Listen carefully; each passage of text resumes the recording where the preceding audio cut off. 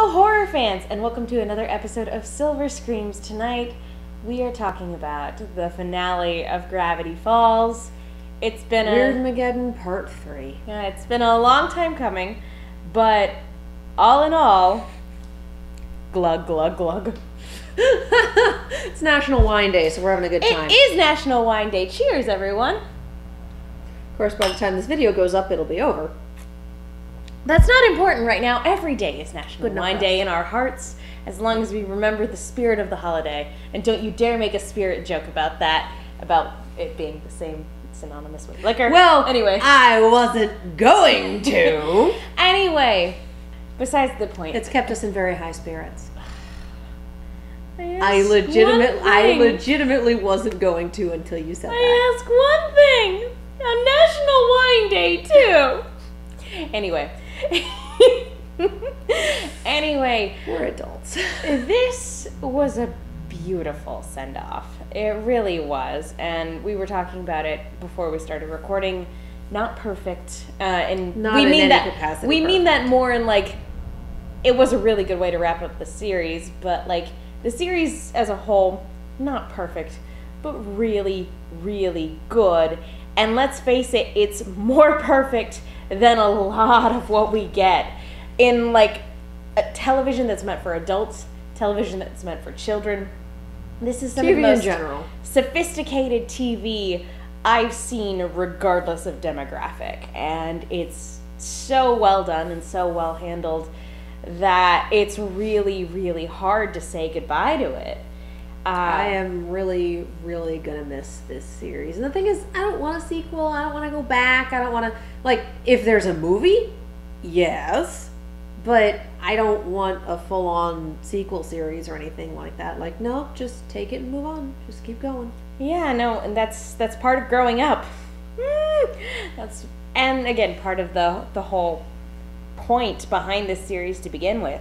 Was that the creator just wanted to tell the story of one epic summer, and that's what it was. It was pretty wild. I still make the argument that it would have been better as 3 seasons, but yeah, again, this goes with the series not being perfect. We didn't have a lot of time to start to care about Ford.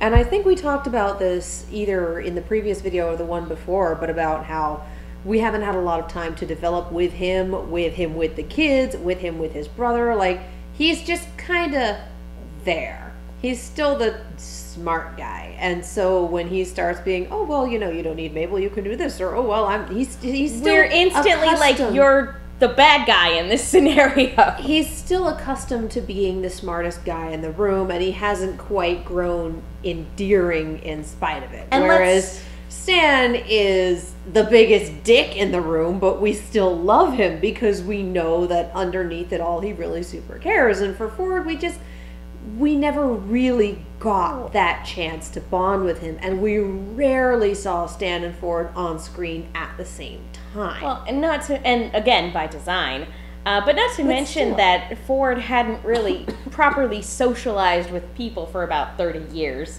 Yeah. So at least Stan could go out into town and know people, or could still work a crowd, and was still in contact with the family, apparently, under the guise of his brother's identity, I suppose.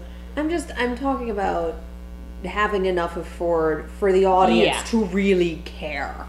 Because I walked into this finale going, if anything happens to these three, I'm going to be absolutely freaking heartbroken. If anything happens to Ford, Kanye shrugged my way out of it. That being said, getting back to this finale, really good character development most of the way, all the way around for a lot of our ancillary characters, because most of Dipper and Mabel's character development got wrapped up in the last episode. Yeah.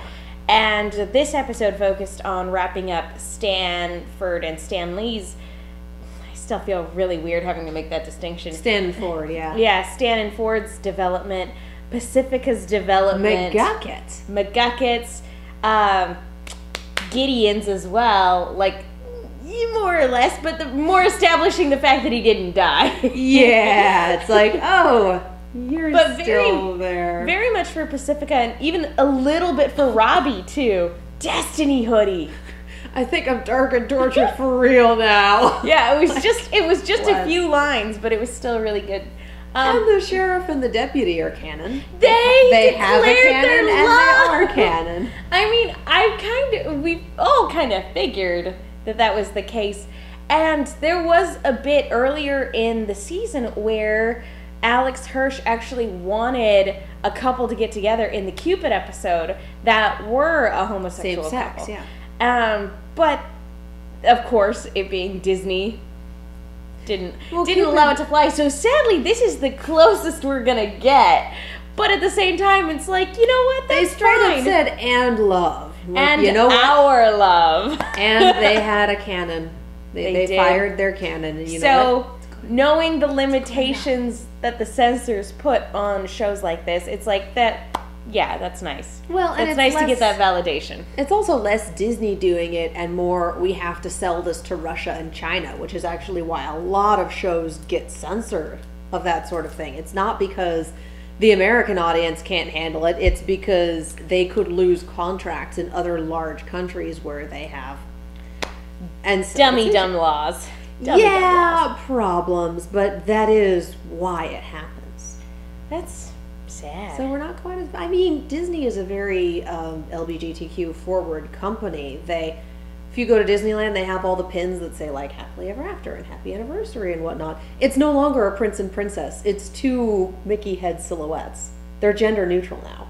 That's awesome. It's like, Disney is fairly forward thinking with this sort of thing. At least as a company, it's being more inclusive. That's good. Yeah, so the censorship wasn't the mouse going, you. It was Russia and China going, we will pull your contract so fast. I just kind of figured it was like that's so neat too, to not think about an international audience, to think about it just in terms of studios thinking domestically, because for the longest time studios only did think domestically. Yeah. So that's my default too. It's just like, oh, the studios don't care about what's going on in other countries, but obviously they do, because good business. It's the same reason they make movies for China. Transformers 4, I'm looking at you. I wish I weren't. And I mean, let's not lie, Pacific Rim. Well, yeah, but Pacific Rim was good. Yeah, it was. It was so much better. Pacific Rim canceled was the good. apocalypse. It was great. Canceled the apocalypse. But yeah, We're but way I off topic. always see stuff like that as like the bits of America that can't handle that will make huge noise about it, because that's what's always shoved in our faces whenever anything like that tends to happen, or when anything pro like that gets through the censors. That's always what seems to happen. Like, I remember when sitting down and watching the episode of Adventure Time where the song "I'm Just Your Problem" came from, and I was told that a lot of parents were up in arms about it, and I was like, well, what are they up in arms about? And I watched the episode, I was like, no, really, what are they up in arms about? I don't get it. I don't understand. But then you see Steven Universe and you hear about the UK censoring it. Which was really weird, because there was nothing there. It was just two women dancing. No, it was the extremely heavily implied kiss part. Yeah. So instead they just cut to an extended reaction from Greg, and it's like, you've officially made it worse. You don't understand. Yeah. You've made it worse. You made it slightly more awkward. Why would you do that, UK? But anyway, it's again, usually, off topic, not about this show. A little bit, but it's usually an international audience issue when they have to cut LGBTQ material. Which is unfortunate, because a lot of international audiences are, first of all, because of the internet, a lot of them do get exposed to it anyway. International governments. And are really excited Russia. about the content regardless of whatever controversial material is in it, quote unquote. Russia. Oh, yeah, Lord. Anywho, let's talk a little bit more about this episode in particular, because we start off with so many callbacks just in the first couple minutes. And again, it absolutely made sense why everybody would be hiding out in the Mystery Shack. Because it's safe. And them all turning it into a robot to actively go on the offensive was... I love the giant robot idea came back. Yeah. I just love... Especially with McGucket and the sea monster head as the tail. Like, I remember that. Yeah. The T-Rex that was in amber. That just everything was awesome. Everything about this episode was like, and that makes you look, and because when you're watching the series for the first time, once you start noticing that there are blatant clues laid throughout the series, you start looking for it more because you never know what's going to come back. Yeah. And the things that came back are not things I thought would come back. Like the giant robot idea, like the T-Rex and amber. A bunch of different things, or even the sea monster. Yeah, the sea monster, because it was basically dismantled. So there were so many things that came back and came into play in this episode. Everything from the mind control ray to something innocuous like a unicorn being in the background, but not at all contributing to the fight. Well, I don't know if you noticed in that wide shot, but the unicorn's face was half turned to stone. Like, from here over, and the front leg was stone. I missed that completely. That's so there's sad. More than but unicorns are jerks. Well, there's more than one refugee that was in the shack that was half stone, and I'm just looking at it going, I don't want to contemplate how that works. That's messed up. That's one of those things where I'm just like, no. But even other things like Rumble McSkirmish being there, which I thought he died. But it's like, it's one of those things where it's like, didn't you die? Whatever, who cares? You're here. You just stuck another coin in the machine. Duh. There you go. Oh, yeah. Look, dumb me. I'm sorry. I'm sorry. Anything's possible with video game logic. But yeah, like little things like that where it's like, didn't you die? Who cares? Who cares? Who cares? Who cares? It's a good callback. I'm watching a really great callback right now. And just anytime Rumble's on screen, he's constantly doing like everyone else crowd shots. They're standing there, and you can just see him bob and weave. I love it. And Pacifica again coming back and feeling empathy for her parents. She's like, yeah, they're bad, but even they don't deserve a fate like that. Like, that's kind of awful. And her dad's orifices got put back in the right place, so I guess that's good. Yeah. Because that was another one of those things that was just like, Nathan Fillion should always be allowed to speak. Let's be honest. Just not through his ears. Yeah, that's kind of gross. It was pretty messed up. But it was extremely messed up. And we made a comment while we were watching it, and we made a comment again when we rewatched it about how when they do get the giant robot fight going, it was a very Power Rangers moment with all the monsters growing larger. Yeah. Like the whole make my monster grow thing. That's part 2 of the fight. Get in the Megazord! I will say props to Stanford because, again, he might be a genius, but not the sharpest tool in the shed, because he openly admits to being able to break the weirdness barrier and allow Bill to continue his reign of terror throughout the world. To Bill. And it's just like, yeah, I could totally do that. You have, I just keep going back to the D&D character building sheets, is that he put all of his points and all his highest rolls into his intelligence score, into the book smarts, into the logic, and then wisdom is his dump stat, the street smarts, the common sense, negative modifiers on those rolls, I swear. It's like, what'd you roll? Oh, I rolled a 3. You tell Bill everything. I guess you could just see the DM for this game going, your character is so unbalanced, oh my god.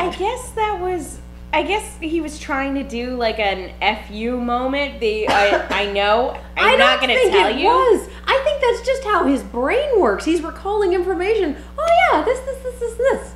All right, that's who I'm talking to. But I'm not going to give it to you, even though I just told you everything. And he's done this more than once. He exposits to everyone. It's like, even earlier. No, this is for an ancient prophecy. But yeah, make a good game of hopscotch.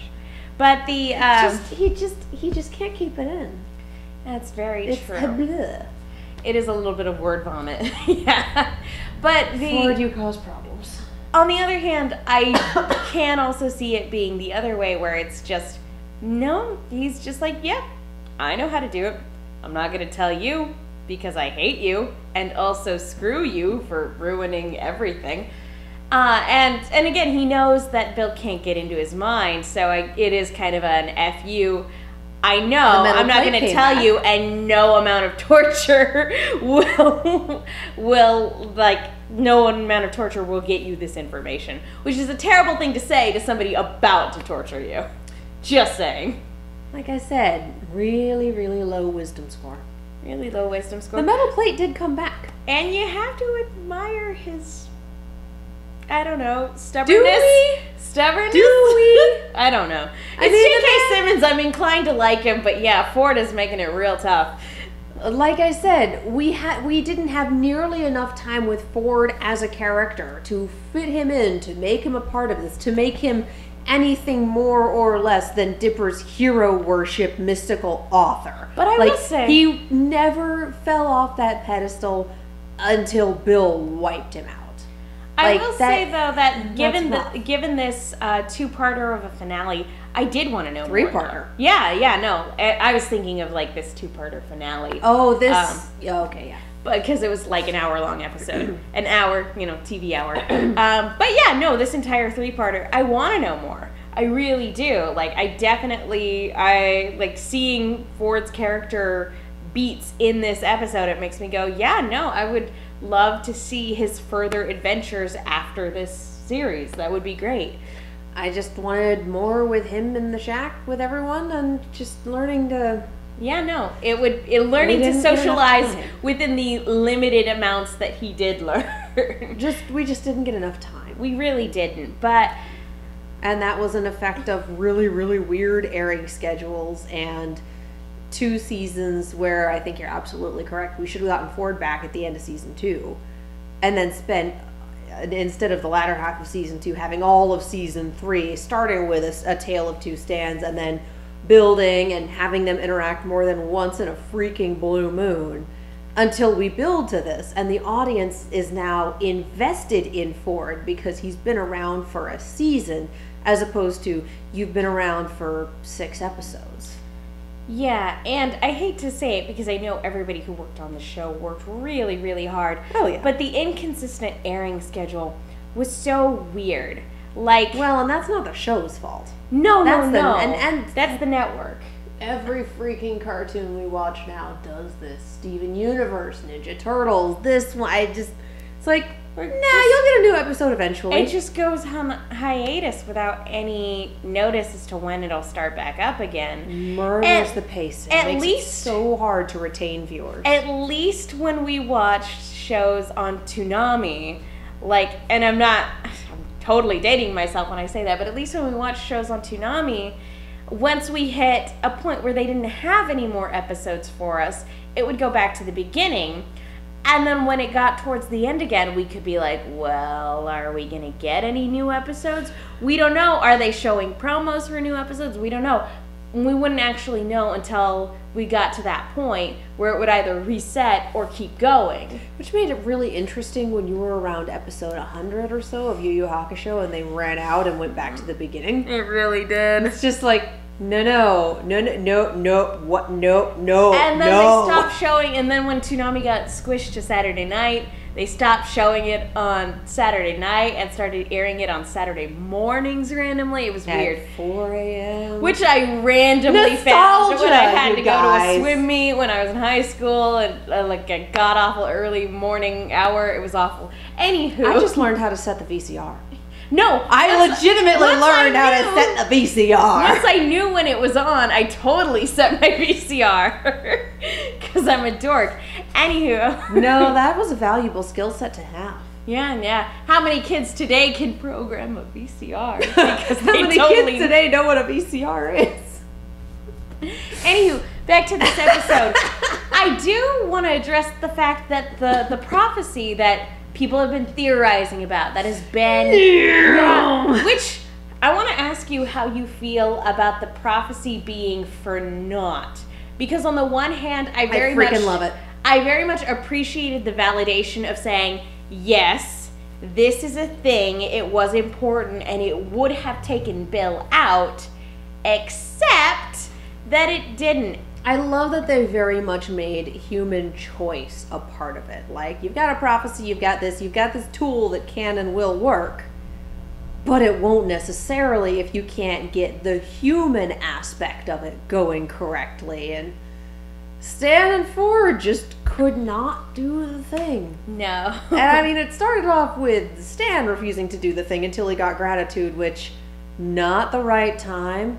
Can't say I blame him. I can blame him for the timing thing, but I can't blame him for, being upset about all of this, because he worked for 30 some odd years, taught himself probably multiple different flavors of physics, worked on a machine that he had no part in building and didn't know how it worked, and the only references he had for it were the person he was trying to save and the crazy guy with a permanent cast on his right hand. It's a book that he had absolutely no idea where to find the other two components too. Yeah. So he was working off of a third of a blueprint for years. For decades. Yeah. And so, completely busted his ass for that. And the first thing his brother says is like, why did you do that? Like, no, you made a mistake. You did a bad thing. And then first he punched him. Yeah. And then he said, you did a bad thing. It's like, here's our backstory, and now you're going to leave my house. Like, it just... There's a reason it takes so long for the audience to warm up to Ford, because the first thing he does to Stan, whom we have definitely warmed up to, is be a colossal jerk. Mm-hmm. Like, thanks, guys. Thanks. And so I can blame Stan for the timing because your priorities are mixed up. I can't blame him for wanting that little bit of gratitude for spending the latter half of his life trying to get his brother back.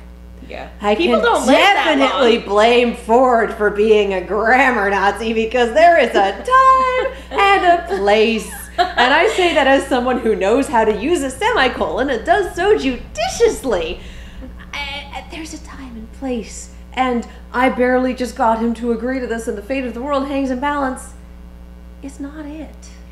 Honey, no. I did absolutely adore everyone's facial expressions. Just like am I hearing this? You gotta be kidding me. Oh my god. What?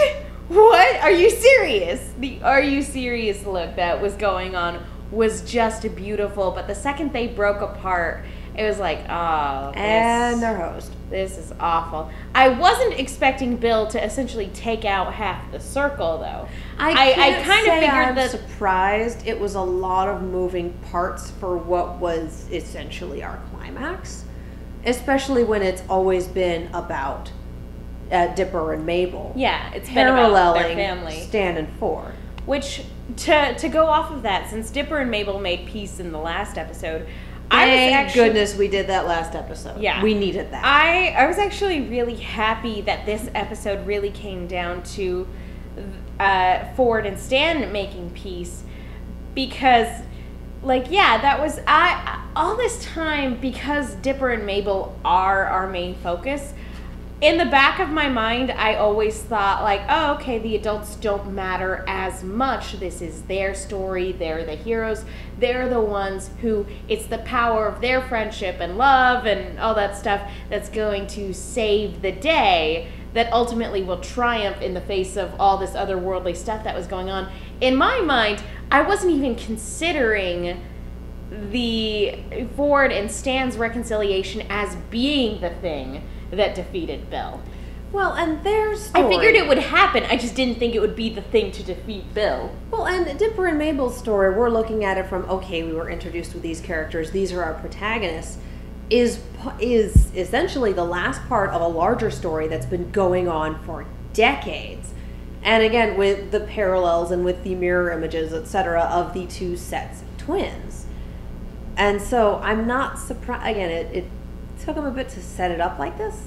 I'm not surprised that is how it turned out, because we essentially hit the pinnacle with Dipper and Mabel's development. We got it. They made up. They understand.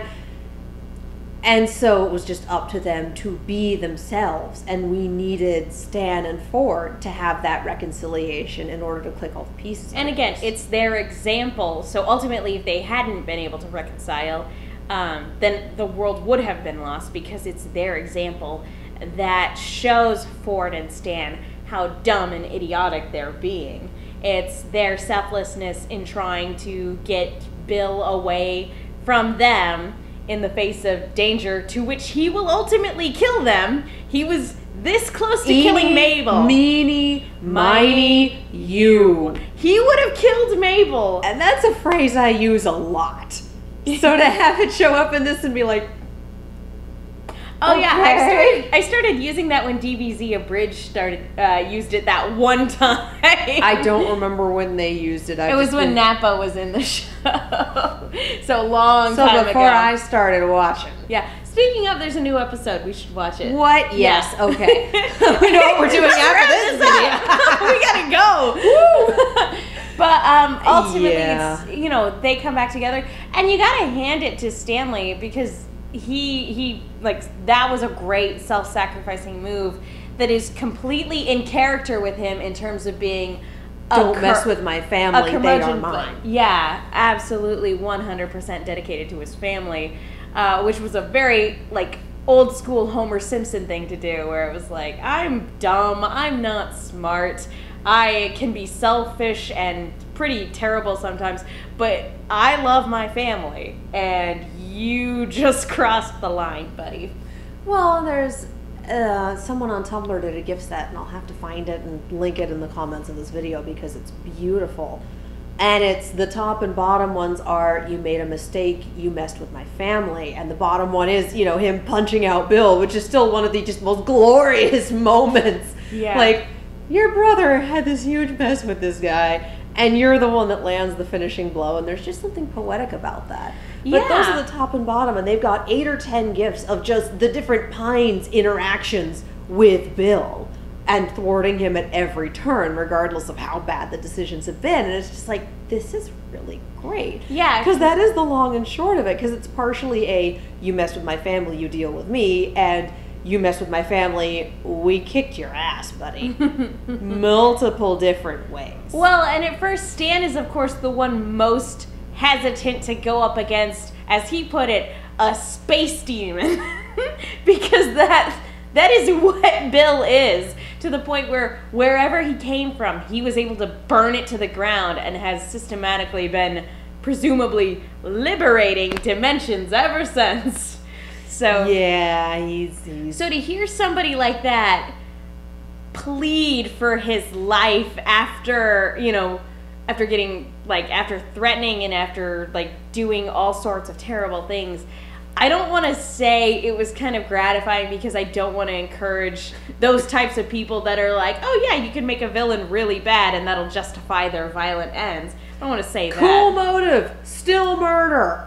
But I will say that watching him come unraveled is something you cannot take your eyes away from, and let's face it, he did have it coming. It's horrifying, but it's beautiful. It's when you watch someone who is used to having all of the power suddenly be powerless.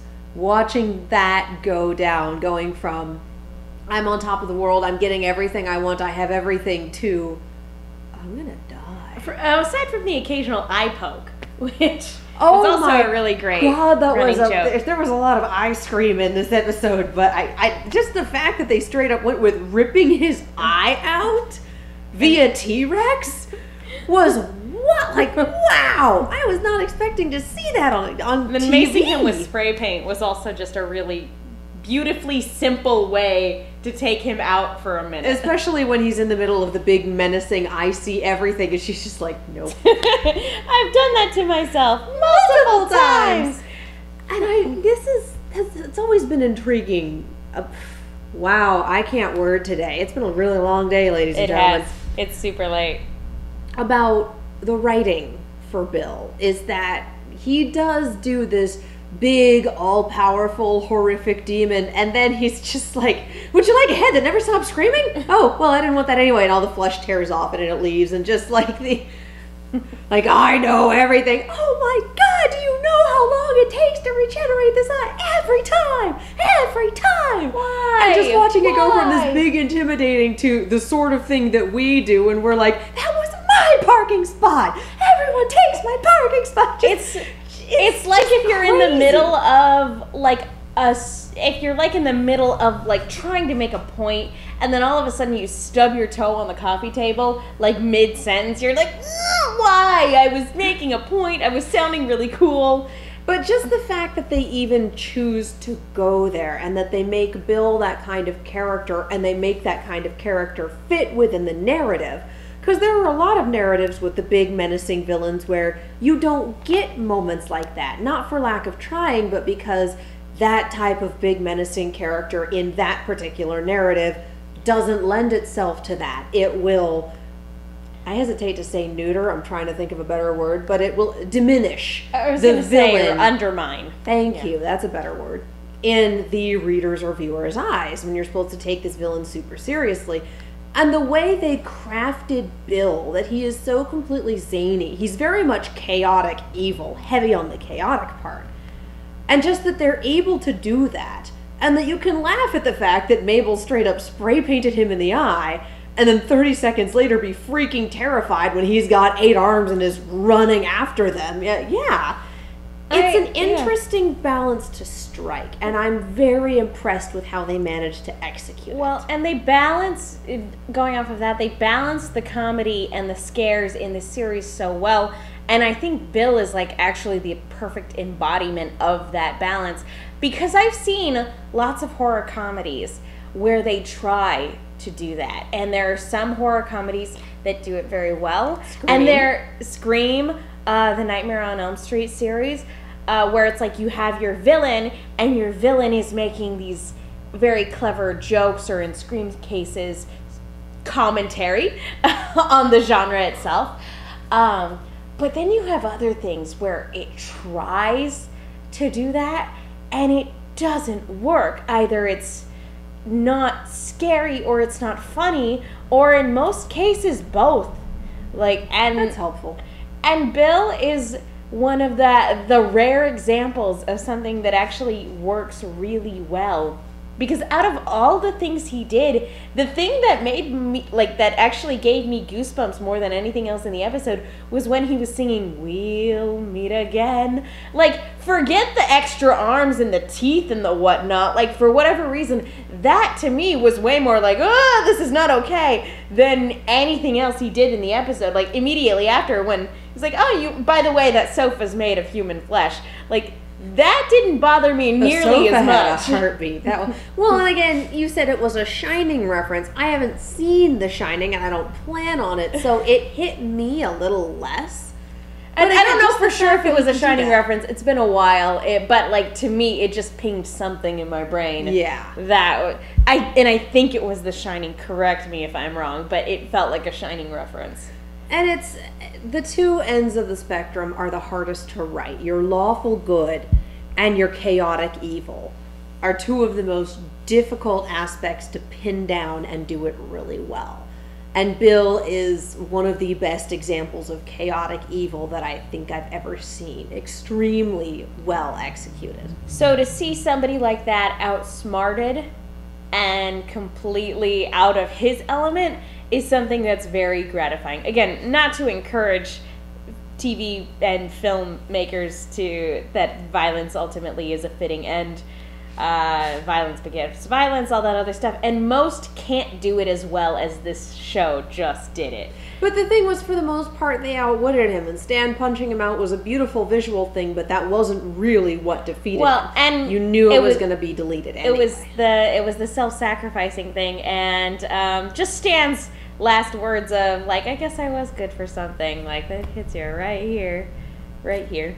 But he's been dealing with those feelings for 35, 40 years now. Yeah, absolutely. Because he left. He already felt probably the same way, absolutely the same way Mabel feels whenever Dipper says something smarter than her or makes her feel dumb. He was feeling that, and felt it even more when his brother had this great opportunity, and then his family straight up kicked him out because of a misunderstanding. Well, and then Ford giving the "do something useful with your life for once, take this book and leave." Jeez, Ford? Ouch. Yeah, Ford just... you find it really, really hard to sympathize with him sometimes. Definitely. And we didn't, again, I just keep coming And back again, to, all we of this didn't was his have enough fault. time to really get to care about him as much as we do everyone else. Now it's time, though, to talk about whether or not this ending, because Stan's mind has been wiped clean, and the town is saved, but at what cost? And he doesn't recognize Dipper, Mabel, his own brother. His own name. Yeah, his own name. And they take him back to the Mystery Shack, hoping something will jog his memory, and that's when Mabel pulls out her scrapbook. And sure enough, slowly but surely, memories start to come back. But it's not even like, oh, I remember that, No, it's, dang it, Waddles, I'm trying to remember my life story, get off. And it's just stuff like that. It's like him being annoyed is what It's what triggers his memory. And I love that it's that. And I will say that as a plot device, I have my photo album, Let's Sit Down, is extremely cheap. As a viewer, I don't care. Yeah. I really wanted my happy ending, and this was just plausible enough to make it work, and I am therefore okay with it. I'm the same way. I did, while we were watching it, there was one point where I leaned over and said, I'm calling it now, Ford's going to pretend to be Stan to fill the Stan-shaped hole in Gravity Falls. And I'm glad it didn't come to that. I could see it happening, but I'm glad that that is not the route it took. Me too, because and like I do admit 100% that was a total cop out. It was cheesy. Don't care. It was a total cop out, but I am in the exact same boat. I do not care because I really wanted my happy ending, and you know that allowed me to. I bet they weighed that in the writer's room. Oh no! And here's the thing: is I don't know if this was Alex Hirsch's plan from the start. Because he knew he wanted to tell the story of one summer, and I'm sure Dipper and Mabel were always going to make it out okay. But, like, I don't know about everybody else. So, especially when it comes to Stan and Ford. So, like, and it was a casualty-free finale, with the exception of Bill. Yeah, absolutely. Who went down surprisingly, no one in Gravity Falls died. They were a towering, like, horrible stone...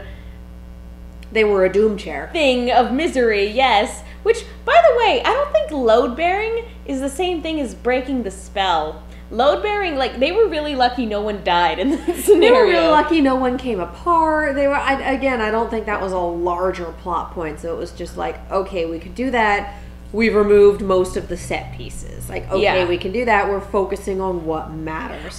Because otherwise you're sitting there watching all this stuff go down and go, but all the townspeople are thrown behind them. What's going on?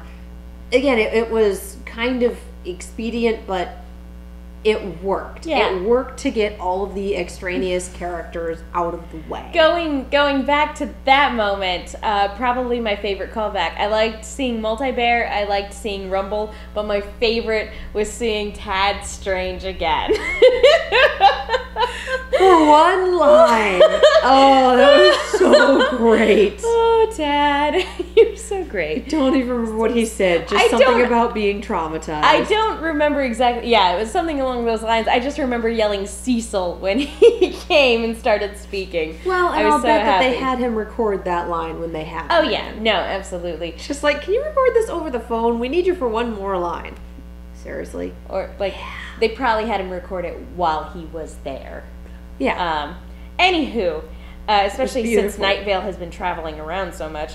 Anywho, not important, but altogether lovely. But yeah, then we have this wonderful goodbye for Dipper and Mabel, and the summer has come to an end, and everybody seems to be in a good place. All the characters have moved forward. Pacifica gift wrapped something on her own. She picked out presents that fit both of them and wrapped them herself. She got Mabel a putt-putt golf club, and Dipper what looked like the DVD box set of Ghost Harassers. And that's how she knows them and what she knows them by, and these were relatively positive experiences with them, and so that's incredibly thoughtful on her part. Mm-hmm. Especially considering how awful she was at the beginning of the series and where she is now. Oh yeah. My one of my few complaints is I'm like, oh, I wanted her and Dipper to get together. It would have been nice to see more character development, to see that relationship go somewhere. Teenagers, yeah. Kids, am I right? But yeah, and we get this really nice send-off for everybody. Stan and Ford go on an adventure together as they always wanted to when they were kids. And Stan and Ford had kept that picture for all those years. way back when. Yeah, Seuss takes over the Mystery Shack. It's like, you're Mr. Mystery now. And he's just like... And so a while ago, golly, this was like sometime in mid-season 1, sees Stan's hat and puts it on and looks in the mirror and goes... One day. One day, yeah. Yeah, one day. Lo and behold, that day and his girlfriend was there working the register. I was so happy to see her again. Like, the last time we saw her, it was via a computer, and then the time before that, it was in a horrible... Freddy Fazbear's / animatronic nightmare. So it was really nice to see her again, and basically everything wrapped up really, really nicely, and it's hard to find anything to complain about in this finale, because the only thing is that it hurts to say goodbye. Yeah. But at the same time, the fact that it is ending, and we've harped on this and we've talked about it, I would rather take the lesser of two evils of a show ending too early than being around too long. Yeah. So this was a really great ending. Lost. And we do get a note, see you next summer. So even though it's goodbye for now, it's not necessarily goodbye forever, but it's still goodbye. And I'm okay with that. Down for a theatrical movie. There is nothing of anything of the sort announced or rumored or anything. But, dude, if they did it, I would kickstart that sucker. Yeah, no, and the thing is that you have to keep in mind that, like, people suffer from creative burnout. They're exhausted. Alex Hirsch is probably really, really tired. If there's a story to be told with these characters, because this was the story he wanted to tell, if there's more, then he will find a way to give us more. If there's not, then we got a really wonderful, solid series. We really did. And we really shouldn't complain about that, as heartbreaking as it is to say goodbye. I'm probably going to go rewatch the entire thing. I have to. I might get around to it at some point. I have many things that require watching. Oh no, I have so many things that require watching too, but I think I know what my heart needs, and my heart needs more Gravity Falls. Anywho, any final thoughts, because we've been rambling and it's time to say goodbye. I think I covered most of it. I mean, it wasn't a perfect series, but it was a great one. And it's hard to find a perfect series, let's be real. Those don't really exist. They really don't. Everything, like, no matter how good something is, nothing's ever going to be perfect, because lo and behold, life's not perfect. Nor are we. But yeah, all together, I can't say enough how much I love this series and how much it was the perfect series for this time in my life. It's a great pick-me-up, it's a great mystery, it's a great comedy, it's a great scary, candy-coated horror thing to watch. It's just so much fun, and I can't wait to watch it again. Yes. Anywho. That just about does it. Let us know what you guys thought of the finale, and let us know what other series you would like us to do vlogs for, because we're done for a while, as far as I know. I've been working on scripts for some movie reviews, so keep an eye out for those eventually. No promises. And of course, we're more than happy to do more Goosebumps stuff coming up at some point too. But let us know if there are any series you would like us to do vlogs for. Leave them in the comments below. Anywho, Katie, where can people go if they want to find you? You can find me on Twitter at Kiaxet. That's Kiaxet. And I'm Megan. You can follow me on Twitter and Instagram at TheMenguin. That's TheMenguin. Be sure to follow Silver Screams at Silver_Screams on Twitter and Instagram. And we're also on Facebook. Be sure to like us there as well. And guys, let's raise a glass to Gravity Falls, because it was a fantastic series. To Gravity Falls. To Gravity Falls.